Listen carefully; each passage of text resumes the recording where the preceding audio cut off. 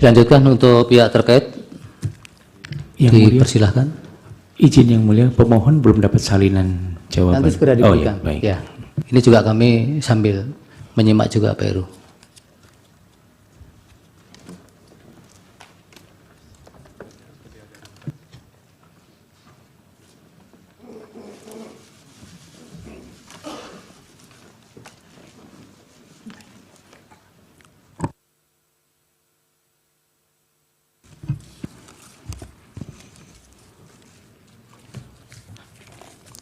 Selamat sore Yang Mulia Majelis Hakim Mahkamah Konstitusi yang kami muliakan. Yang kami hormati para pemohon 1, pemohon 2, dan juga adalah termohon dari KPU dan juga pihak terkait dari Bawaslu. Saya menyampaikan terlebih dahulu semacam pengantar saya sebelum saya membacakan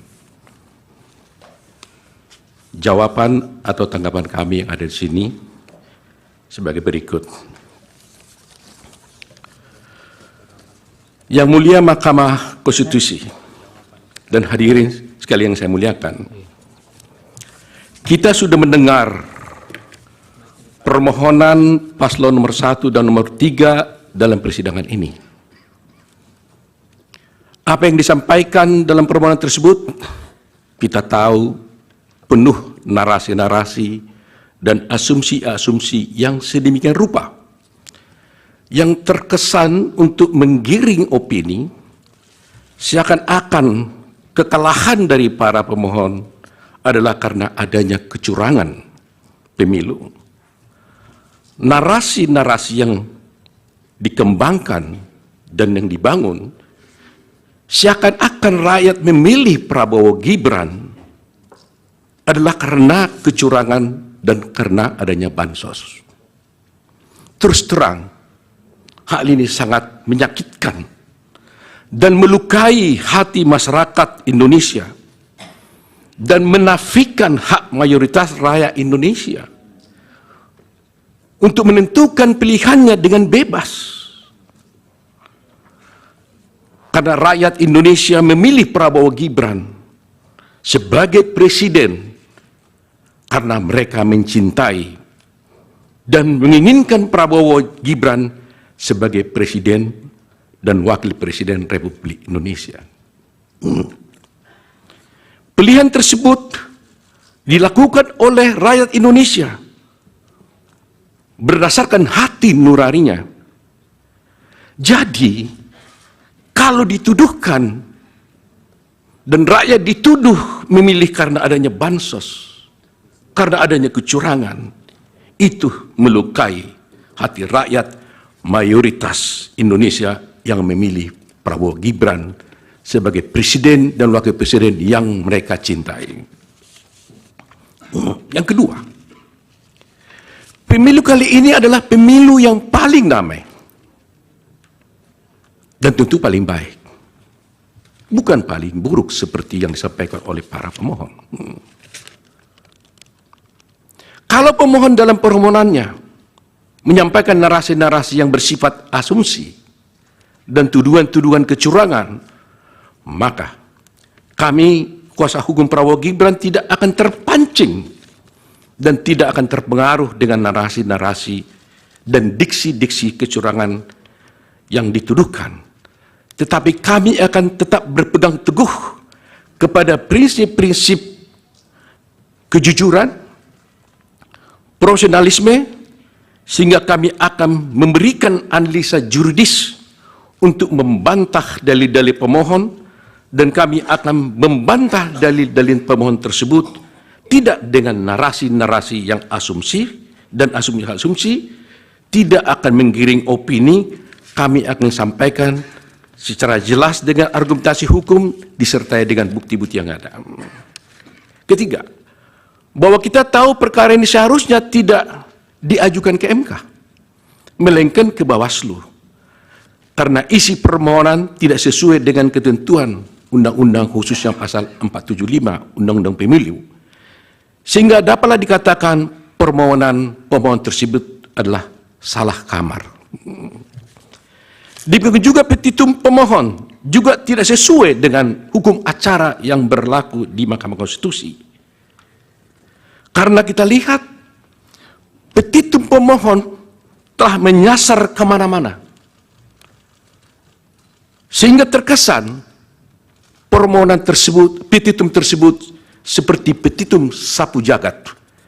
Karena pihak-pihak yang tidak pihak pun di perkara ini telah dimintakan untuk diperintahkan oleh Mahkamah Konstitusi untuk dihukum atau diperintahkan untuk melakukan. Terakhir, kalau pemohon menuduh ada kecurangan atau pelanggaran pemilu, dan hal itu kami nyatakan tegas dalam persidangan ini, bahwa kami sebagai kuasa hukum Prabowo Gibran dan Prabowo Gibran menyatakan dengan tegas dan membantah hal itu tidak benar. Tetapi justru para pemohonlah, pihak pemohonlah yang melakukan kecurangan tersebut, dan kami akan buktikan di dalam persidangan ini nantinya. Demikian terkait yang mulia. Untuk selanjutnya kami tidak mengulangi lagi dari awal pembacaan kami.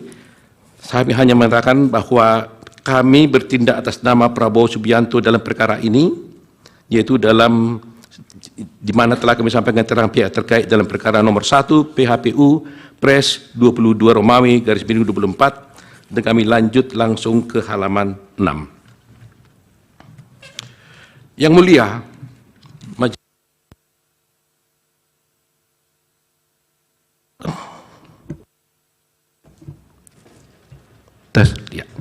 Yang mulia, pasal 6 ayat 3 Undang-Undang Dasar Republik Indonesia tahun 45 menyebutkan, yaitu di ayat 3, pasangan calon presiden dan wakil presiden yang mendapatkan suara lebih dari 50% dari jumlah suara dalam pemilihan umum dengan sedikitnya 20% suara di setiap provinsi yang tersebar di lebih dari setengah jumlah provinsi Indonesia dilantik menjadi presiden dan wakil presiden. Berdasarkan norma konstitusi dimaksud, maka pihak terkait telah memenuhi persyaratan yang diamanatkan oleh konstitusi sehingga wajib dilantik menjadi presiden dan wakil presiden Republik Indonesia periode 2024-2029. Tingginya perolehan jumlah suara yang sah diperoleh pihak terkait sudah barang tentu menunjukkan adanya kepercayaan dan keinginan begitu tinggi dari mayoritas rakyat Indonesia di hampir seluruh wilayah negara Republik Indonesia, termasuk daerah pemilihan luar negeri, guna memberikan amanat kepada pihak terkait untuk menjadi presiden dan wakil presiden Republik Indonesia 2024-2029. Rakyatlah yang dalam hal ini berdaulat menjadi penentu dari konsentrasi 3 pasangan calon presiden dan wakil presiden Indonesia, yang mana kami yakini ketiga pasangan calon adalah putra-putra terbaik yang dimiliki oleh bangsa Indonesia saat ini. Berkenaan dengan pasal 6 ayat 6A ayat 3 Undang-Undang Dasar Negara Republik Indonesia tahun 45, dan katanya dengan hasil pemilihan umum presiden dan wakil presiden tahun 2024 tersebut di atas, maka pihak terkait mengingatkan agar semua pihak secara bijak, penuh kehati-hatian, dan dengan penuh rasa tanggung jawab secara bersama-sama senantiasa menjaga agar norma pasal 6A ayat 3 Undang-Undang Dasar ini dimaksud tidak terlanggar. Jangan sampai setelah pemilihan umum diperoleh atas adanya ketidakpuasan dan kepentingan pihak-pihak tertentu terhadap hasil pemilihan umum presiden dan wakil presiden dimaksud, kemudian terus-menerus dilakukan upaya-upaya delegitimasi dan penegasan terhadap hasil pemilu itu dengan alasan-alasan yang tidak konstitusional dan tidak bersesuaian dengan peraturan undang-undang yang berlaku. Dalam konteks ini, bila mana kita mencermati permohonan dari pemohon akuo, maka tampak adanya upaya-upaya yang tidak berlandasan hukum dari pemohon untuk menegasikan jumlah suara sebanyak 96.214.691 dari rakyat Indonesia kepada pihak terkait. Hal ini atas alasan dalam permohonannya, pemohon berupaya agar Mahkamah Konstitusi kendati pun tidak menjadi kewenangannya untuk melakukan diskualifikasi kepada pihak terkait. Bahkan tanpa pemohon menguraikan mengenai berapa sesungguhnya jumlah suara yang benar menurut pemohon, sehingga mempengaruhi keterpilihan pihak terkait untuk kemudian dilantik sebagai presiden sebagaimana ditentukan dalam pasal 6 ayat 3 Undang-Undang Dasar tersebut. Upaya penegasian oleh pemohon dimaksud merupakan suatu bentuk pengingkaran terhadap demokrasi yang sangat berpotensi melanggar norma pasal 6 Undang-Undang Dasar 45 atas alasan pasangan calon presiden dan wakil presiden sugihnya dilantik menjadi presiden dan wakil presiden Republik Indonesia karena memperoleh jumlah suara sebanyak tersebut di atas dan menang di hampir seluruh wilayah Republik Indonesia.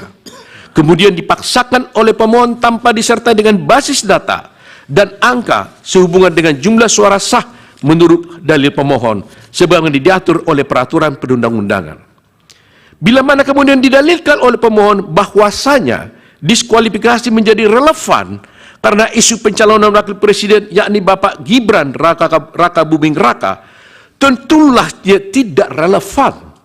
Atas alasan pencalonan Bapak Gibran Raka Buming Raka itu sendiri adalah didasarkan pada putusan Mahkamah Konstitusi nomor 90 garis miring PUU garis garing 21 garis 23, sehingga pemohon bukan lagi berhadapan dengan KPU atau termohon dan pihak terkait, tetapi dengan Mahkamah Konstitusi itu sendiri.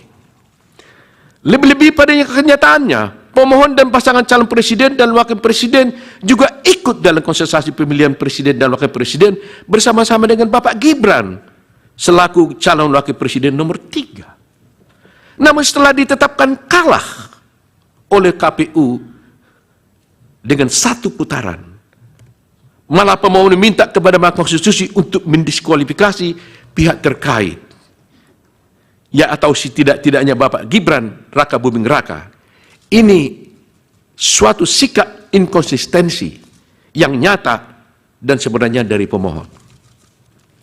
Sebagaimana kita memahami, perkara yang sedang diperiksa dan diadili oleh Mahkamah Konstitusi sekarang ini adalah perkara perselisihan pemilihan umum yang menjadi kewenangannya sebagaimana diatur oleh pasal 24C Undang-Undang Dasar Republik Indonesia tahun 45 yang kemudian dirinci oleh pasal 10 ayat 1 huruf D Undang-Undang nomor 24 tahun 23 tentang Mahkamah Konstitusi sebagaimana telah diubah beberapa kali dan terakhir dengan Undang-Undang nomor 7 tahun 2002 yaitu kami sebutkan Undang-Undang Mahkamah Konstitusi.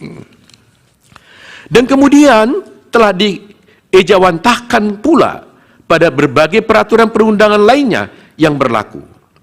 Bila mana kemudian kewenangan Mahkamah Konstitusi tersebut dikaitkan dengan konteks rezim pemilihan umum di Republik Indonesia, politik hukum dari pembentuk undang-undang, presiden dan DPR, sebagaimana dicontohkan dengan Undang-Undang nomor 7 tahun 2017 tentang pemilihan umum, telah mengatur secara tegas dan jelas akan berbagai cara, penyelesaian, serta forum yang dipilih dan wajib ditempuh dalam hal terjadinya perselisihan sehubungan dengan pemilihan umum, baik dalam tahapan persiapan, penyelenggaraan, dan setelah dilakukannya pemilihan umum. Perlu kami ingatkan kembali bahwasanya untuk Undang-Undang Pemilu telah mengatur dengan tegas dan rinci berkenaan dengan eksistensi dan kewenangan badan-badan lembaga untuk menyelesaikan perselisihan yang berkaitan dengan pemilihan umum. Lembaga-lembaga itu ada yang merupakan kekuasaan kehakiman yang dijalankan oleh badan peradilan seperti peradilan umum untuk mengadili perkara pidana dalam penyelenggaraan pemilu yang sebelumnya telah diproses oleh Sentra Penegakan Hukum Terpadu atau Gakumdu yang terdiri dari unsur Bawaslu, Kepolisian Negara Republik Indonesia, Kejaksaan, kemudian tata usaha negara-negara untuk menyelesaikan adanya persoalan dan perselisihan yang berada dalam ruang lingkup administrasi dan proses-proses penyelenggaraan pemilu yang sebelumnya telah diproses melalui Bawaslu dan kepada Mahkamah Konstitusi untuk menyelesaikan perselisihan hasil pemilu. Selain daripada itu, Undang-Undang Pemilu juga telah secara tegas dan jelas memuat pengaturan mengenai lembaga-lembaga yang bersifat kuasi peradilan seperti Bawaslu dan kemudian dengan Dewan Kehormatan DKPP guna menangani pelanggaran kode etik oleh penyelenggara pemilu. Dengan adanya pembagian eksistensi dan kewenangan badan-badan lembaga peradilan dan kuasi peradilan tersebut di atas, maka tercipta pemilu yang teratur, adil, efektif, dan demokratis guna mengawal agenda ketatanegaraan dalam rangka pengisian jabatan-jabatan pada kekuasaan eksekutif dan legislatif yang tidak lama lagi akan berakhir masa jabatan dan tugasnya masing-masing. Sekarang yang menjadi pertanyaan adalah, apakah tepat bila mana pemohon membawa seluruh persoalan sehubungan dengan perselihan pemilu, baik yang berupa administrasi pemilu, pidana pemilu, pelanggaran kode etik penyelenggara pemilu, seluruhnya kepada Mahkamah Konstitusi yang kita tahu terbatas kewenangannya untuk mengadili perselisihan yang terkait dengan jumlah suara hasil pemilu. Lebih-lagi, jangka waktu yang ditentukan oleh undang-undang untuk memutus suatu perkara perselisihan pemilu adalah hanya 16 hari. Asal dasar itu, hemat kami, permohonan akuo justru merupakan kemunduran dan suatu bentuk ketidakbijakan oleh pemohon yang berpotensi melanggar norma konstitusi dan peraturan perundangan yang berlaku, sekaligus mengabaikan adanya pengaturan penyelesaian perselisihan pemilu sebagai ditentukan oleh Undang-Undang Pemilu. Kalau semuanya perkara diajukan kepada pemilu, pertanyaan berikutnya adalah, apakah pemohon yang merasa telah terjadi berbagai kecurangan dan pelanggaran telah membawa permasalahan yang dihadapi pemohon sehubungan dengan kecurangan dan pelanggaran dalam proses pemilu kepada badan-badan peradilan sesuai kewenangannya terus di atas? Bila mana sudah, barang tentu badan-badan atau lembaga-lembaga itu telah atau sedang berproses atau bahkan telah memutuskan sesuatu kepada pihak yang terlibat dalam sengketa dimaksud, termasuk juga kepada pemohon. Bila mana ternyata pemohon justru tidak membawa permasalahan dimaksud kepada badan-badan peradilan, maka artinya pemohon sendiri telah mengabaikan hak-hak hukumnya dalam masing-masing persoalan dimaksud. Atas hal tersebut adalah tidak tepat bila mana kemudian pemohon membawa seluruh persoalan yang berkaitan dengan kecurangan, pelanggaran dalam proses pemilu yang menjadi kewenangan dari badan-badan lain kepada Mahkamah Konstitusi ini, yang kewenangannya terbatas pada hasil pemilu, yang memengaruhi keterpilihan presiden dan wakil presiden guna diperiksa dan diadili Mahkamah Konstitusi hanya dalam waktu 14 hari. Padahal jauh sebelum hari ini, peraturan perundang-undangan telah memberikan kesempatan kepada pemohon untuk memprosesnya melalui badan-badan, lembaga-lembaga dimaksud di atas. Terkhusus bagi Mahkamah Konstitusi, undang-undang menentukan jangka waktu 14 hari kerja karena memang yang diadili itu terbatas pada jumlah suara hasil pemilihan umum yang ditetapkan oleh termohon, yaitu KPU, dan jumlah suara yang dianggap benar oleh pemohon. Adanya keketatan sehubungan jangka waktu ini tidak lain dan tidak bukan untuk memastikan agar agenda ketatanegaraan berupa pengisian jabatan-jabatan di Republik ini berjalan dengan lancar dan tepat waktu. Bila mana rangkaian pemilu ini tidak berkesudahan, misalnya dengan permintaan diskualifikasi, pemilihan ulang, sangat berpotensi menimbulkan persoalan-persoalan lain yang mengarah kepada krisis ketatanegaraan di Republik Indonesia yang kita cintai ini. Kemudian daripada itu, apabila kemudian pemohon mendalilkan bahwa mekanisme hukum yang berlaku dalam hal penyelesaian tiap tahapan tersebut memakan waktu berbelit atau bahkan bisa melampaui tahapan-tahapan selanjutnya dalam pemilu itu sendiri, seyogianya dan sepatutnya hal ini dipermasalahkan dan dipersoalkan pemohon dalam forum yang terpisah. Misalnya mengajukan judicial review baik kepada tingkat Mahkamah Agung atau ke MK. Bukan dalam tahap perselisihan hasil pemilihan umum presiden dan wakil presiden yang dalam konteks ini diajukan dan digabungkan secara keseluruhan oleh pemohon sendiri. Hukum memberikan keleluasaan dan koridor yang sangat luas kepada seluruh rakyat Indonesia, tidak terkecuali ke pemohon, untuk mempersoalkan bila mana dianggap ada ketentuan Undang-Undang Nomor 7 Tahun 2017 dalam hal penyelesaian persoalan mengenai pemilu yang dianggap merugikan hak konstitusionalnya atau diperkirakan akan merugikan hak pemohon di kemudian hari. Bahkan Undang-Undang Nomor 7 Tahun 2017 tentang pemilu ini telah berlaku dan diundangkan sejak tahun 2017. Lebih-lebih ketentuan ini telah digunakan, sekali lagi telah digunakan sebagai basis hukum penyelenggaraan pemilu tahun 2019. Artinya, pemohon telah cukup memahami kondisi dan aturan serta kaidah yang termaktub dalam undang-undang tersebut. Bukan kemudian setelah selesainya tahapan rekapitulasi suara dikalahkan, justru mempersoalkan aturan-aturan tersebut seakan-akan waktu tidak pernah berpihak kepada pemohon. Sebagaimana kita maklum, jabatan Presiden dan Wakil Presiden Bapak Insinyur Haji Joko Widodo dan Bapak Profesor Dr. Kiai Haji Ma'ruf Amin berdasarkan konstitusi terbatas untuk jangka waktu 5 tahun dan akan berakhir tanggal 20 Oktober 2024. Pada waktu yang sama perlu dihindari adanya kekosongan barang sedetik pun. Maka Presiden dan Wakil Presiden terpilih berdasarkan pemilu tahun 2004 harus dilantik sebagai Presiden dan Wakil Presiden Indonesia. Namun demikian, bila mana perselisihan hasil pemilu kemudian tidak berkunjung berakhir, sebagaimana yang dipaksakan oleh pemohon, maka bukan tidak mungkin agenda ketatanegaraan yang terpenting ya bagi bangsa dan negara Republik Indonesia ini akan terlewatkan atau tidak dapat terlaksana. Itulah yang menjadi esensi dari politik hukum dalam mengatur mengenai mekanisme dan jangka waktu penyelesaian perselisihan pemilu oleh masing-masing badan-badan lembaga tersebut di atas. Semata-mata untuk memastikan agenda ketatanegaraan Republik Indonesia dapat berjalan secara tertib dan tepat waktu.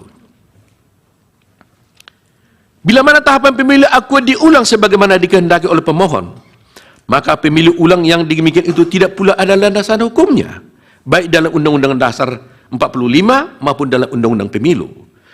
Hal-hal semacam ini sangat penting menjadi bahan perhatian kita bersama dalam membangun bangsa dan negara. Pihak terkait meyakini bahwasanya Yang Mulia Hakim Konstitusi sangat memahami hal-hal yang pihak terkait sampaikan tersebut. Kami pun meyakini bahwasanya Yang Mulia Konstitusi memiliki concern atau perhatian yang sama dengan kami. Putusan dari Yang Mulia Majelis Hakim Konstitusi nanti kami yakini akan memberikan suatu penyelesaian akhir sekaligus pencerahan dan edukasi yang teramat baik bagi seluruh rakyat Indonesia. Adapun pihak terkait sangat meyakini bahwasanya rakyat Indonesia secara mayoritas telah menerima visi, misi, dan program yang disampaikan oleh pihak terkait. Dalam hal ini Prabowo Gibran secara mayoritas menginginkan pihak terkait untuk menjadi Presiden dan Wakil Presiden Republik Indonesia periode 2024-2029. Oleh karena itu Yang Mulia, izinlah kami menguraikan secara detail dan secara spesifik bagaimana tanggapan kami terhadap permohonan daripada pemohon 1. Pertama, kami sampaikan tentang kewenangan Mahkamah Konstitusi. Di sini kami menyampaikan bahwa sesungguhnya Mahkamah Konstitusi tidak berwenang untuk mengadili perkara ini. Bahwa dalam permohonannya pemohon mendalilkan bahwa Mahkamah memiliki kewenangan untuk mengadili perkara akuo. Bahwa dalil pemohon tersebut adalah tidak benar dan tidak tepat. Justru sebaliknya, pihak terkait berpendapat bahwa Mahkamah tidak berwenang untuk mengadili perkara akuo yang akan kami uraikan dalam bentuk eksepsi sebagai berikut. Eksepsi absolut. Maksud kami eksepsi kompetensi absolut. Sejalan dengan prinsip negara hukum, maka negara berkewajiban untuk menyelenggarakan ketertiban hukum dengan berdasarkan dan berpedoman pada hukum. Keunggulan mutlak, the absolute predominance of the law, harus diwujudkan. Keunggulan mutlak hukum didasarkan pada kedaulatan hukum.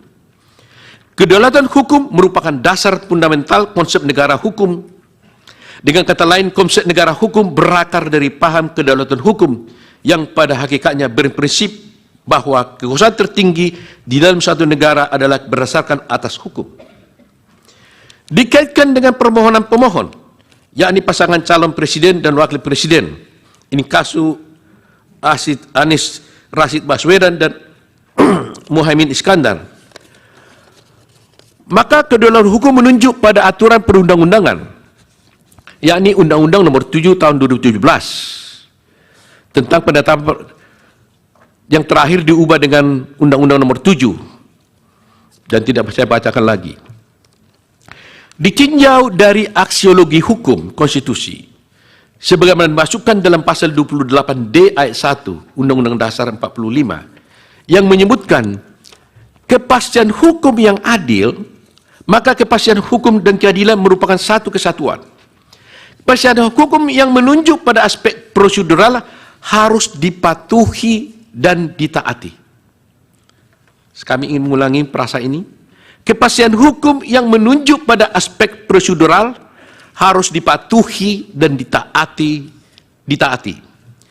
Menurut Idewa Gede Atmaja, Undang-Undang Dasar 45, mengikuti aksiologi hukum aliran hukum alam atau kodrat dengan mengacu kepada nilai-nilai keadilan yang bersifat mendasar atau fundamental dan aliran positivisme hukum dengan mengacu kepada nilai kepastian hukum yang menunjuk pada hukum formal, yaitu peraturan perundang-undangan. Dengan demikian, peraturan perundang-undangan baik secara formal maupun material harus mengandung kepastian dan keadilan. Pada keadilan prosedural diekspresikan dalam penerapan prosedur penyelesaian sengketa atau pengambilan suatu keputusan. Tolak ukurnya adalah ketaatan pada hukum acara. Saya ulangi lagi, ketaatan pada hukum acara. Pada keadilan hukum diekspresikan keadilan menurut undang-undang dan keadilan ini berkenaan dengan penjatuhan terhadap peraturan perundangan yang dilanggar. Tolak ukur keadilan hukum adalah asas legalitas. Demikian juga pendapat dari Dewa Gede Atmaja dalam bukunya Filsafat Hukum, Dimensi Tematis dan Historis, Malang Setara Press, pada halaman sekian, tidak saya bacakan. Dalam perkara akuo, maka penerapan prosedur penyelesaiannya harus mengacu kepada ketaatan terhadap hukum acara. Salah satunya adalah perihal kompetensi sebagaimana diatur dalam Undang-Undang Pemilu. Disebutkan dalam Undang Pemilu, tepatnya dalam buku keempat yang mengatur tentang pelanggaran pemilu, sengketa proses pemilu, dan presisian hasil pemilu bab 1 pelanggaran pemilu, pada bagian ke-1 tentang penanganan temuan dalam pelanggaran pemilu, pada bagian kedua menyangkut tentang pelanggaran kode etik penyelenggaraan pemilu, pada bagian ketiga menyangkut tentang pelanggaran administrasi pemilu. Pasal 460 ayat 1 pemilu menyebutkan, pelanggaran administratif pemilu meliputi pelanggaran terhadap tata cara, prosedur, atau mekanisme yang berkaitan dengan administrasi pelaksanaan pemilu dalam setiap tahapan penyelenggaraan pemilu. Kemudian dalam ayat 2 disebutkan pelanggaran administratif sebagai dimaksud ayat 1 tidak termasuk tindak pidana pemilu pelanggaran kode etik. Berdasarkan ketentuan pasal 40 ayat 1 tersebut, maka diketahui bahwa pelanggaran administratif pemilu meliputi pelanggaran terhadap tata cara, prosedur, atau mekanisme yang berkaitan dengan administrasi pelaksanaan pemilu dalam setiap tahapan pemilu. Ketentuan ini membedakan sifat-sifat pelanggaran, yaitu pelanggaran mengenai tata cara, mengenai prosedur, serta mengenai mekanisme, dan yang menjadi objek pelanggaran yaitu administrasi pelaksanaan pemilu. Pelanggaran administratif pemilu terdiri dari 3 jenis pelanggaran, yaitu pelanggaran terhadap tata cara administrasi pelaksanaan pemilu, pelanggaran terhadap proses administrasi pelaksanaan pemilu, dan pelanggaran terhadap mekanisme administrasi pelaksanaan pemilu. Telah ditentukan bahwa tentang penyelesaian pelanggaran administratif pemilu, sekali lagi, telah ditentukan bahwa tentang penyelesaian pelanggaran administratif pemilu adalah menjadi kewenangan Bawaslu secara tegas dan jelas dapat dilihat dalam ketentuan pasal 461 Undang-Undang ayat 1 Undang-Undang Pemilu yang menyebutkan Bawaslu provinsi, Bawaslu kabupaten dan kota menerima, memeriksa, mengkaji dan memutus pelanggaran administratif pemilu.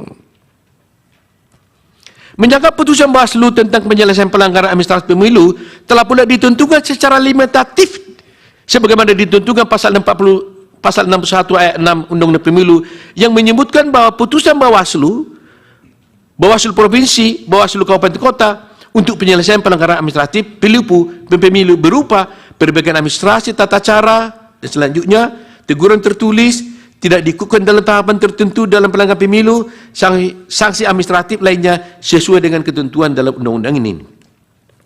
Dalam kaitannya dengan pelanggaran administratif pemilu yang terjadi secara terstruktur, sistematis dan masif, sekali lagi, dalam kaitannya dengan pelanggaran administratif pemilu yang terjadi secara terstruktur, sistematis dan masif, telah diatur secara rinci pada pasal 463, pasal 463 Undang Pemilu sebagai berikut.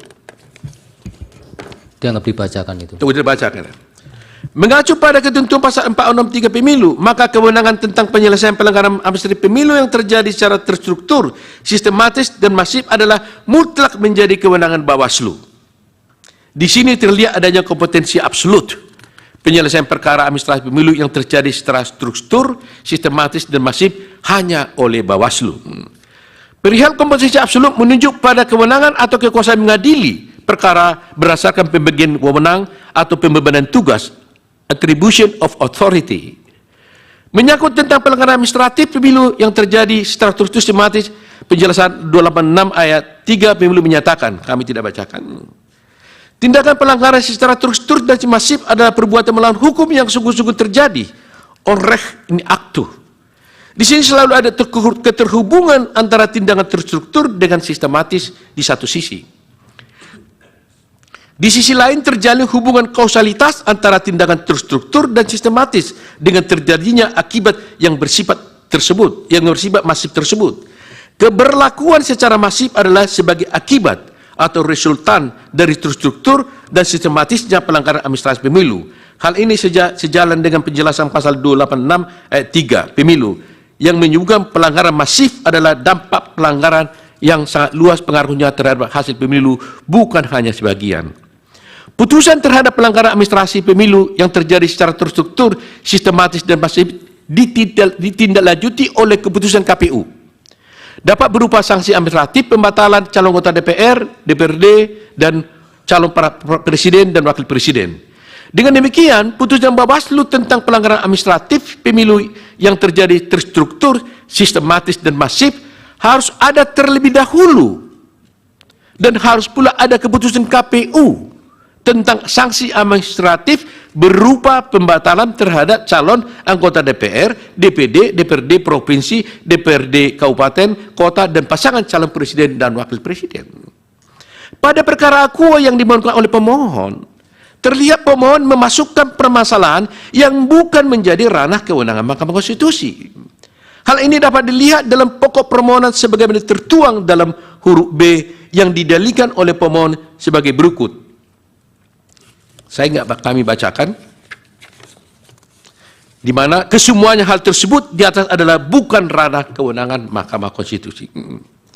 Perlu disampaikan di sini bahwa perihal perselisihan hasil pemilu telah diatur secara tegas dalam bab 3 perselisihan hasil pemilu.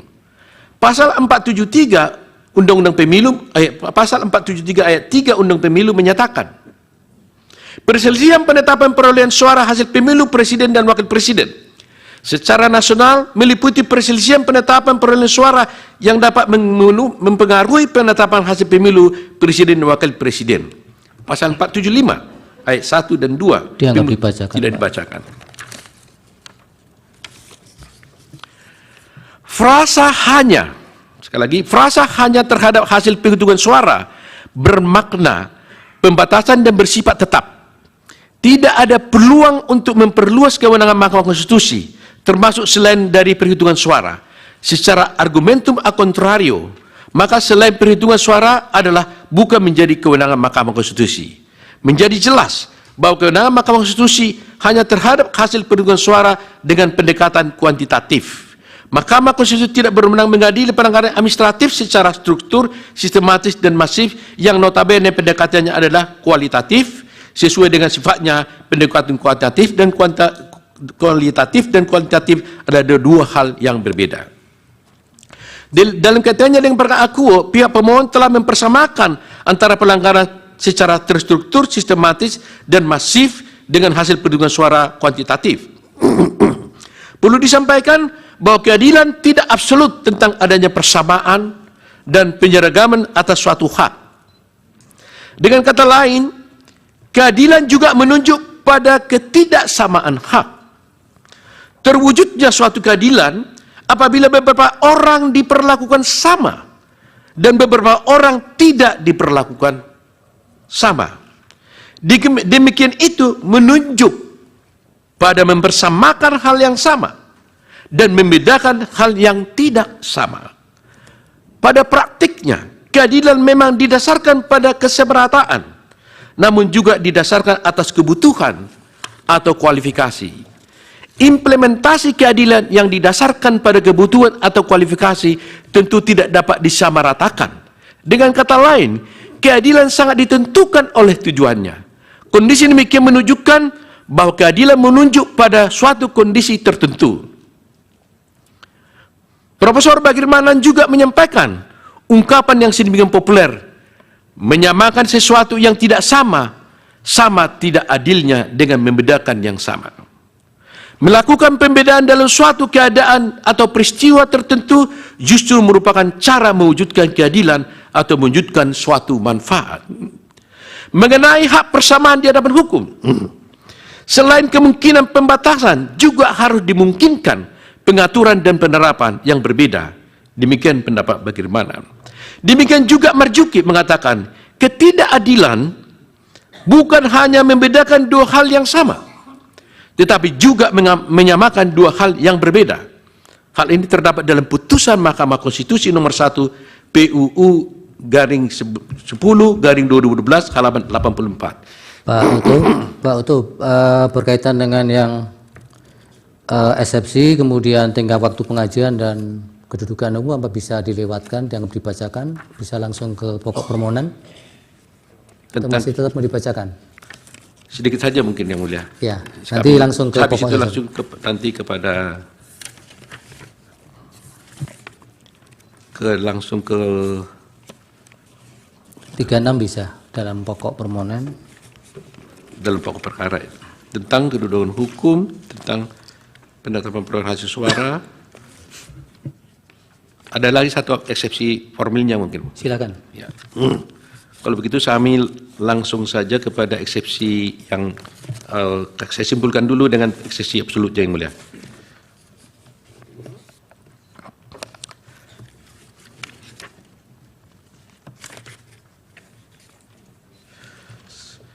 Menurut Aristoteles dan Aquinas, perihal pemberian proporsi yang seimbang adalah bentuk keadilan distributif. Keadilan distributif memberikan proporsi yang sama sesuai dengan kedudukannya dalam pandangan hukum publik secara umum. Perimbangan menurut teori keadilan Aristoteles menunjukkan pada suatu kondisi di mana kesamaan hak itu haruslah sama di antara orang-orang yang sama. Permohonan yang disampaikan pemohon adalah jelas mempersamakan dua hal yang berbeda. Pelanggaran secara struktur, sistematis, dan masif adalah menjadi kewenangan Bawaslu. Adapun menyangkut dengan perselisihan hasil penghitungan suara menjadi kewenangan Mahkamah Konstitusi.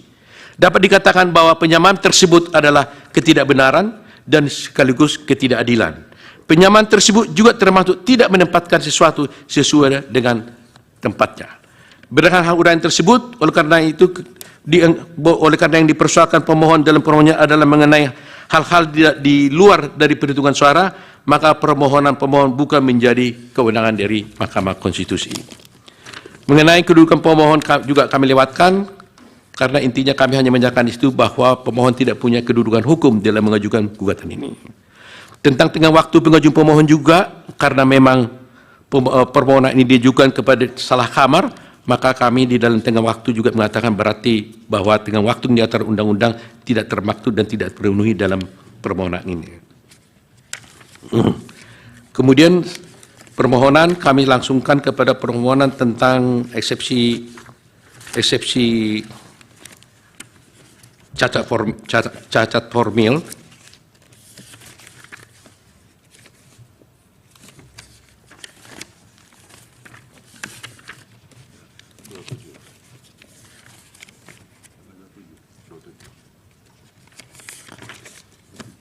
Baik. Eksepsi cacat formil.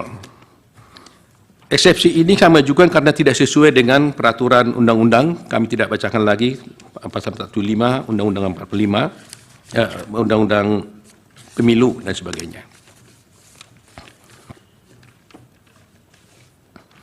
Pasal 475 mengatakan bahwa, tidak saya bacakan, kemudian pasal 75 disebutkan dalam permohonan ini diajukan pemohon wajib menguraikan dengan jelas. Jadi di sini ada aturan yang sudah baku di dalam pasal 75 Undang-Undang Mahkamah Konstitusi bahwa dalam permohonan yang diajukan pemohon wajib menguraikan dengan jelas tentang kesalahan hasil perhitungan suara yang diumumkan oleh pemilihan umum dan hasil perhitungan yang benar menurut pemohon. Permintaan untuk membatalkan hasil perhitungan suara yang diumumkan oleh komisi pemohon dan menetapkan hasil perhitungan suara yang benar menurut pemohon. Dalam hal ini, ternyata pemohon tidak pernah mengajukan dalam permohonannya mana yang benar menurut pemohon penjara perhitungannya dan mana yang salah menurut pemohon terhadap perhitungan dari KPU itu. Kemudian di dalam PMK Mahkamah Konstitusi secara tegas limitatif juga diatur bahwa di dalam PMK tersebut, di dalam pasal 7, pasal 8, butir 6B, poin 4, disebutkan, pokok permohonan, saya ulang ini, pokok permohonan memuat penjelasan mengenai kesalahan hasil perhitungan suara yang ditetapkan oleh termohon dan hasil perhitungan suara yang benar menurut pemohon. Ini sudah tegas diatur. Bahkan di petitum pun juga disebutkan. Petitum itu harus memuat permintaan untuk membatalkan penetapan perolehan suara hasil pemilu oleh termohon dan menetapkan hasil perolehan suara yang benar menurut pemohon. Dalam kasus ini, dalam permohonan pemohon tidak menyebutkan dalam petitumnya mana yang suara yang salah dan mana perolehan suara yang benar menurut pemohon. Sehingga dengan demikian, permohonan daripada pemohon telah cacat formil, tidak memenuhi prosedur yang diatur di dalam PMK nomor 4 tahun 2003 dan juga yang Prabowo dan PMK nomor 2 tahun 2024.